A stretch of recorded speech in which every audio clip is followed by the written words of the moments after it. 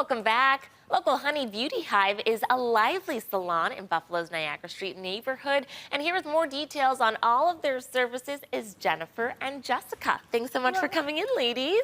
Thank you. Of course. Jennifer, tell us a little bit about the history of the Beauty Hive and how this all came to be. Local Honey Beauty Hive, we were building it before COVID. So during that time, it was like we opened in 2019 and then COVID happened, so then we had to close down, or we couldn't do anything for like 2 months. Then when actually everything calmed down, we were able to open our big salon on Niagara Street, and it's just been crazy ever since. Like, very busy, very fun. The neighborhood's amazing, and we have so many great employees, so really happy to be there, And there's a lot to offer. Tell us about the services that you have to offer. So we do like pretty much everything with hair.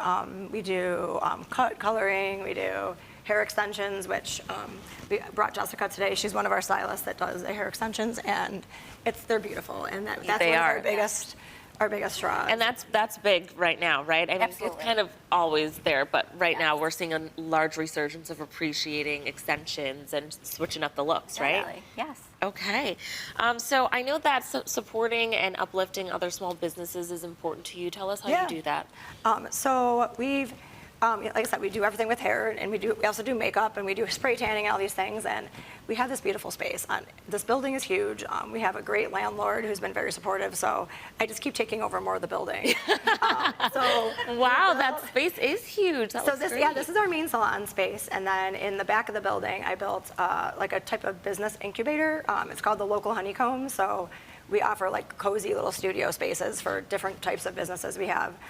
We have a girl who does eyelashes. We have a tattoo artist, a female tattoo artist.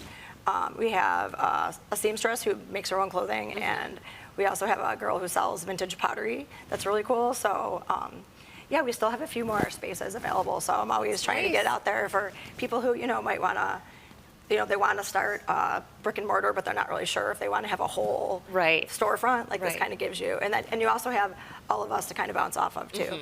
So. And collaborate with. Nice, okay. You've mentioned to me that Niagara Street is kind of in the middle of a rebirth of sorts. So kind of explain what you mean by that. So when I first came down there, a friend of mine had a business down there. It was right before COVID, and she's like, you got to come check this place out. She's like, this would be a great place for a salon. So I went down there and fell in love with the building and fell in love with the guy who owns the building. He's just like the nicest person. And so, and when I went, it was just Resurgence, what used to be down there, their original location, and then there was the West Side Pet Clinic and a couple other small businesses. And so then I came, and then so many other businesses have been coming down there now. We got Martalis Brewing, we have Brightsmith just opened, Mint Mojito Bar, Daddy's Plants, Wild Root. And there's even more than I can list. So it's just so much going on. It's so nice to be in the middle of this. Yeah, it's exciting. Like, economic boom down there. That's right. It's something new. And speaking of something new, summer is here. So let's talk to you, the expert, about some hot summer styles that we're going to be seeing. Yeah, so everybody's always asking me, like, is there something I could do on my little girl's long hair, or like something quick, like if I was in the pool and I just like my hair's messy, how can I do something really quick to just make it look cute for summer? So I'm going to show on Jessica's hair. I'm going to have hers here. Let's turn you around. So I'm going to do two separate kind of like quick, I like to cut, one's like a bubble braid and the other one is kind of like a fake French braid. Okay. That you don't really need to know how to braid to do it. There you go, nice and easy. We'll start with that one. Okay, so just make sure you can see here. Okay, so instead of braiding, we're actually going to take like small ponytail holders. And grab the hair, and that way, you can puff it out really cute, because I feel like with a regular braid, you want your braid to be like big and puffy, but sometimes if you start to pull on it, it just falls apart. Right. So this is a really cool technique, and then you just grab some more. And she's got, with Jessica, if you have extensions or really long hair, like these work great. Also, like, thank you. You're welcome. Nice assistant, Chelsea. Yes, thank you. Anytime. Like this even works really good with like short hair. Yeah.